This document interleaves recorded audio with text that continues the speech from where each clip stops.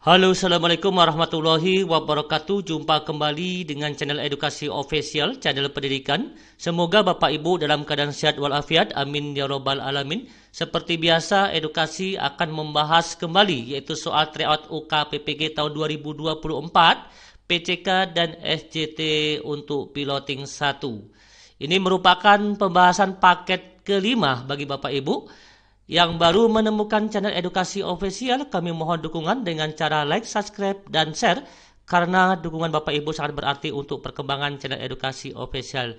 Dan kami doakan semoga Bapak Ibu yang akan mengikuti ujian pada hari Minggu besok, semoga sukses dan lolos. Amin ya robbal alamin.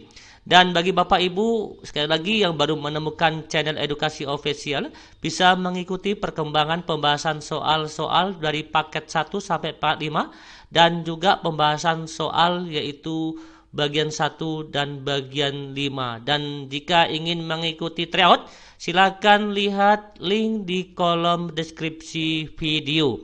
Dan begitu pula jika Bapak Ibu ingin yaitu memesan buku pembahasan soal-soal UKPPG tahun 2024 PCK dan SJT, silakan lihat di kolom komentar atau di link deskripsi. Kami cantumkan yaitu nomor handphone yang bisa Bapak Ibu hubungi. Terima kasih. Oke, langsung saja kita lihat bentuk soal pada paket kelima.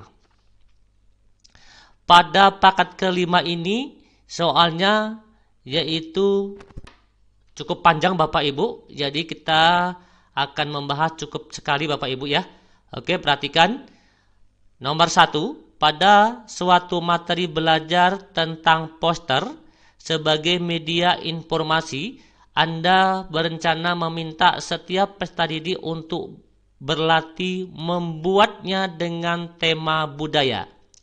Akan tetapi, mayoritas peserta didik meminta Anda untuk membebaskan tema sesuai dengan minat masing-masing. Sebagai guru mata pelajaran IT, apa yang akan Anda lakukan ketika menemui situasi tersebut? A. Membuat survei minat peserta didik untuk dijadikan alternatif pembuatan tema sebelum pembelajaran. B. Mengizinkan peserta didik untuk membuat poster sesuai dengan minatnya masing-masing. C. Berupaya memperluas tema poster sesuai keinginan peserta didik meskipun tidak terlalu jauh dari tema budaya. D. Memaklumi minat peserta didik yang beragam dalam membuat tugas tersebut. E. Meminta peserta didik untuk membuat poster sesuai tema yang telah Anda tentukan. Ingat, di sini langkah pertama yang perlu kita lakukan jika kita menjumpai hal tersebut, maka kita harus membuat survei minat peserta didik untuk dijadikan alternatif pembuatan tema sebelum pembelajaran. Berarti jawaban yang tepat untuk nomor 1 adalah yang A. Kita membuat survei terlebih dahulu. Lanjut, soal nomor 2. Anda adalah guru kelas dengan peserta didik yang selama ini seluruhnya berasal dari suku Jawa.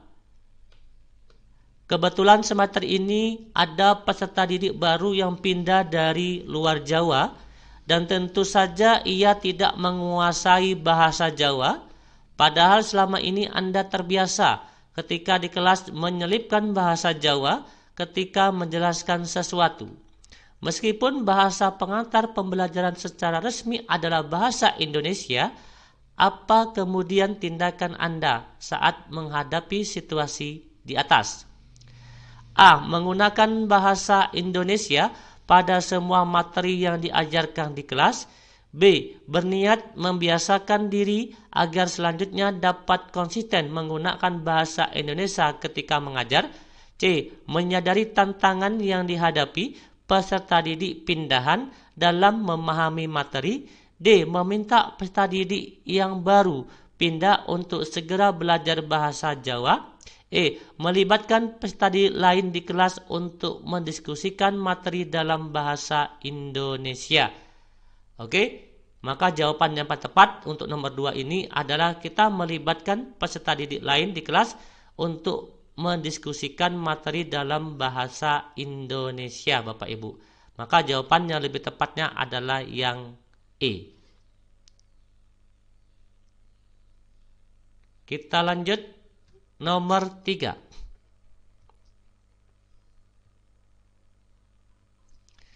Anda adalah guru bahasa Indonesia yang bermaksud melakukan literasi menulis pada peserta didik di sekolah Anda. Literasi ini akan membantu peserta didik menuangkan gagasan ke dalam tulisan dengan susunan kata dan bahasa yang efektif dan efisien. Namun demikian, kemampuan menulis peserta didik di sekolah Anda sangat heterogen. Beberapa di antara mereka cukup terampil dalam menulis, namun banyak juga yang mengalami kesulitan. Apa yang Anda lakukan jika berada pada situasi ini? A. Membuat panduan dan tugas yang berbeda sesuai dengan tingkat keterampilan menulis peserta didik. B. Menyadari adanya perbedaan kemampuan awal dalam pengembangan keterampilan menulis peserta didik. C. Meningkatkan kompleksitas aktivitas hanya untuk peserta didik yang sudah memiliki keterampilan menulis yang baik. D. Memulai menugaskan aktivitas menulis berdasarkan topik minggu ini berdasarkan kemampuan masing-masing. E. Tetap menggunakan metode pengajaran standar yang biasa dilakukan. Untuk hal tersebut yang perlu Anda lakukan jika pada situasi seperti ini, maka kita harus membuat panduan dan tugas yang berbeda sesuai dengan tingkat keterampilan menulis peserta didik. Maka jawaban yang tepat adalah A. Bapak Ibu. Lanjut, nomor 4. Berdasarkan hasil asesmen, Anda mengetahui bahwa sebagian peserta didik di kelas Anda memiliki gaya belajar visual. Sementara itu, sebagian lainnya lebih suka belajar secara auditori. Anda merasa perbedaan gaya belajar ini menjadi sebuah tantangan karena Anda terbiasa mengelola kelas yang lebih homogen. Apa prioritas tindakan yang Anda lakukan bila menghadapi situasi ini? A. Memikirkan metode pengajaran yang tidak hanya mengandalkan satu jenis media. B. Mengusulkan kepada koordinator kelas untuk lebih homogen dalam membagi kelas untuk mempermudah proses pembelajaran. C. Menyediakan sumber belajar yang mencakup berbagai jenis media seperti teks, video, dan presentasi lisan. D. Membagi peserta didik ke dalam kelompok-kelompok kecil berdasarkan gaya belajar mereka. E. Berupaya merencanakan aktivitas yang memungkinkan tiap peserta didik bekerja secara individual sesuai gaya belajar masing-masing. Apa prioritas tindakan yang Anda lakukan bila menghadapi situasi seperti ini? Maka kita harus yaitu menyediakan sumber belajar yang mencakup berbagai jenis media seperti teks, video, dan presentasi. Karena di sini sudah jelas auditory dan visual. Maka jawaban yang lebih tepatnya adalah yang C untuk nomor 4. Lanjut nomor 5. Pada satu materi belajar tentang poster sebagai media informasi, Anda berencana meminta setiap peserta didik untuk berlatih membuatnya dengan tema budaya. Akan tetapi, mayoritas peserta didik meminta Anda untuk membebaskan tema sesuai dengan minat masing-masing. Sebagai guru mapel IT, apa yang akan Anda lakukan ketika menemui situasi tersebut? Soal nomor 5, kita lihat. A. Mengizinkan peserta didik untuk dapat membuat poster sesuai dengan minatnya masing-masing. B. Membuat survei minat peserta didik untuk dijadikan alternatif pembuatan tema sebelum pembelajaran. C. Berupaya memperluas tema poster sesuai dengan peserta didik meskipun tidak terlalu jauh dari tema budaya. D. Memaklumi minat peserta didik yang beragam dalam pembuatan tugas tersebut. E. Meminta peserta didik untuk membuat poster sesuai tema yang telah Anda lakukan. Maka jawaban yang tepat untuk nomor 5 ini adalah kita membuat survei. Jawabannya adalah yang B. Lanjut nomor 6. Sinta adalah keponakan Anda yang bersekolah di tempat Anda mengajar. 1 tahun terakhir, ia mengalami kesulitan konsentrasi dan penurunan nilai dikarenakan kondisi orang tuanya yang sering berkonflik di rumah. Ketika Anda menyampaikan kepada orang tua, mereka meminta Anda untuk membantu nilai Sinta. Anda ingin menolak permintaan tersebut namun merasa iba dengan Sinta. Jika Anda menghadapi situasi tersebut, apa yang akan Anda lakukan? A. Mencoba menolak dengan penyampaian yang halus dan sopan. B. Memahami bahwa saya memiliki integritas yang harus dijaga. C. Meminta orang tuanya untuk bersama-sama membantu Sinta tanpa melakukan pelanggaran etika. D. Menyatakan penolakan secara tegas karena hal tersebut tidak sesuai dengan integritas guru. E. Melakukan permintaan tersebut namun tidak di semua mata pelajaran. Maka nomor 6 jawaban yang lebih tepat adalah di sini ada kerjasama antara orang tua dan kita sebagai guru. Yaitu jawabannya adalah yang C. Meminta orang tua untuk bersama-sama membantu Sinta tanpa melakukan pelanggaran etika. Lanjut nomor 7. Seorang guru meminta saran Anda terkait kondisi beberapa peserta didik di kelasnya yang kemampuan dan kecepatannya memahami materi sangat berbeda dengan dari peserta didik yang lain. Anda sebenarnya ingin membantu, namun posisi beliau sebagai guru senior mungkin akan sulit melakukan penyesuaian pada kebiasaan mengajarnya yang sudah sekian tahun dilakukan. Apa prioritas tindakan Anda dalam menghadapi situasi di atas?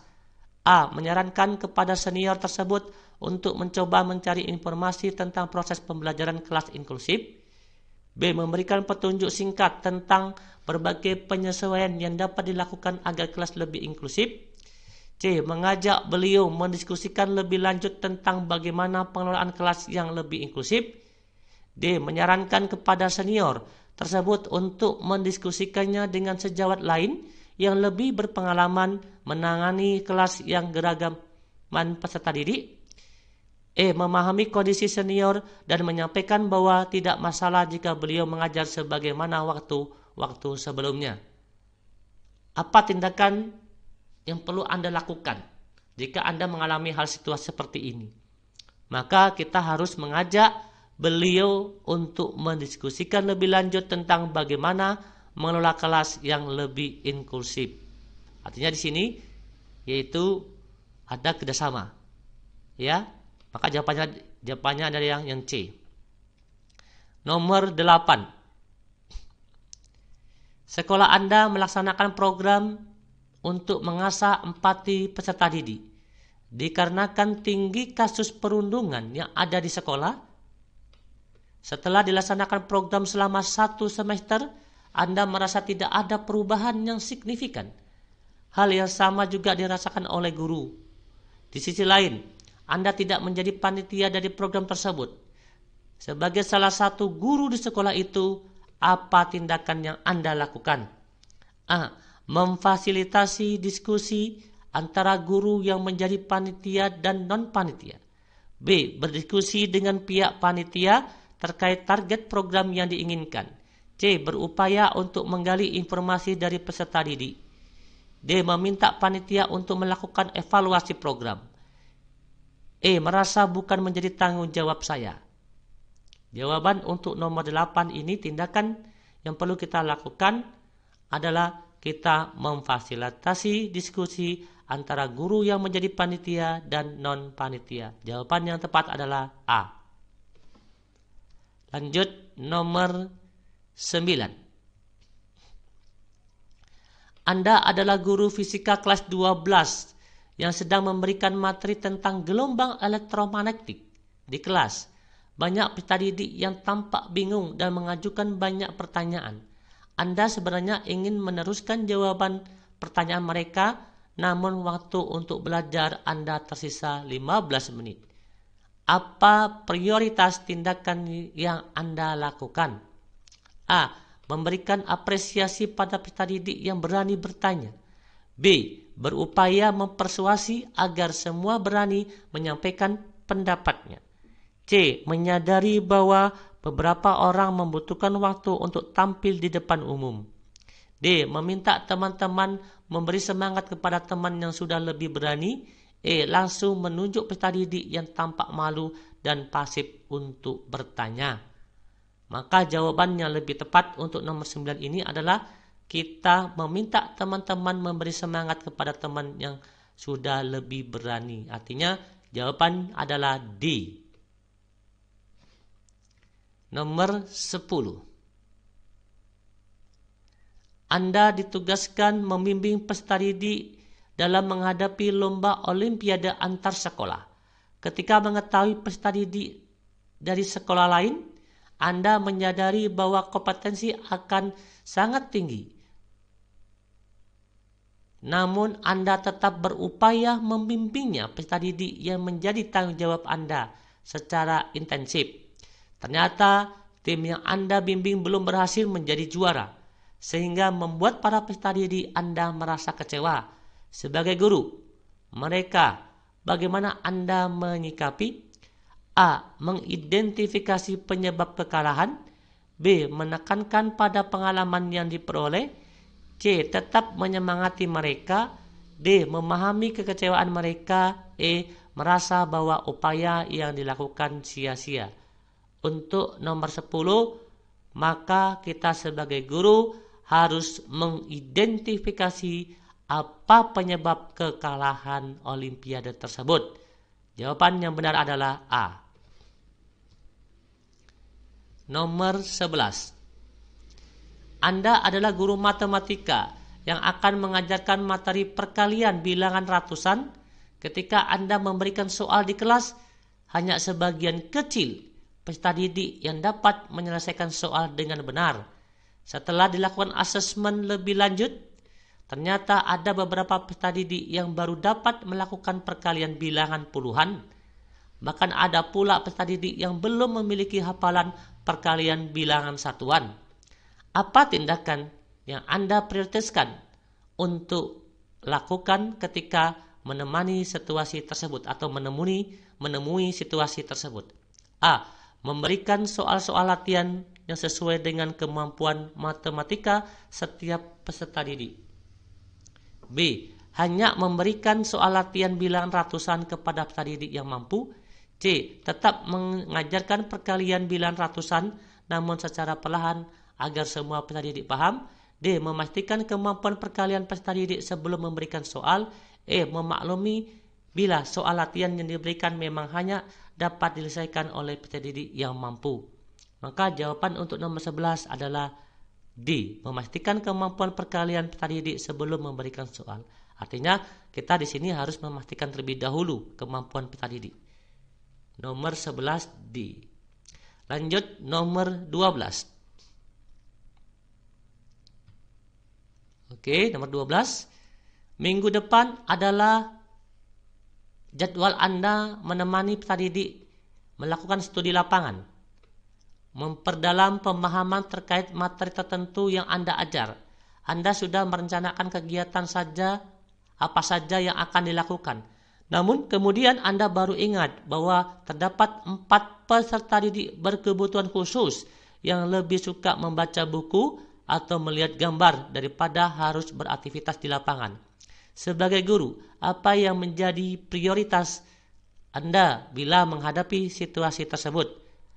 A. Mengelompokkan kegiatan lapangan berdasarkan gaya belajar peserta didik di kelas. B. Mempersiapkan bahan bacaan dan gambar yang dapat digunakan selama perjalanan. C. Mencoba memilih alternatif kegiatan di lapangan yang dapat membuat nyaman semua peserta didik tanpa kecuali. D. Memikirkan objek studi lapangan yang akan menarik minat semua peserta didik yang berpartisipasi di kegiatan tersebut. Melakukan rencana kegiatan yang telah disusun sebelumnya karena waktu persiapan yang sudah mendesak. Untuk soal nomor 12, jawaban yang lebih tepat adalah A, yaitu kita sebagai guru harus mengelompokkan kegiatan di lapangan berdasarkan gaya belajar peserta didik di kelas. Jawaban yang tepat adalah A, Bapak Ibu. Baik, cukup sekian Bapak Ibu tryout kelima, semoga bermanfaat. Sekali lagi mohon dukungan dengan cara like, subscribe, dan share.